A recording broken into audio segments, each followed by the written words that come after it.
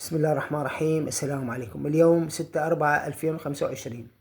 دشنت الكوادر التربوية في مختلف محافظات العراقية اليوم الأحد أضرابهم عن الدوام، حيث بدأ المعلمون والمدرسون دوامهم الصباحي أمام مباني مديريات تربية في كل محافظة، وذلك في أول أيام الدوام بعد انتهاء عطلة العيد.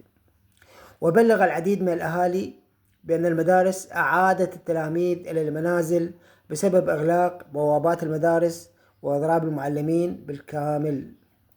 وأظهرت مشاهد صورها الإعلاميون المئات من المعلمين والمدرسين يتظاهرون أمام مبنى مديرية تربية واسط، فيما وجه أحد المدرسين المعتصمين رسالة إلى قوات مكافحة الشغب المتواجدين أمام مبنى المديرية، حيث اعتبرها المدرسون إهانة لأن المتظاهرين تربويين ولا يمارسون الشغب، حيث قالوا لقائد قوات الشغب: نحن أحرص على مبنى مديرية التربية منكم، ولستم أنتم من تحموها منا. شكرا.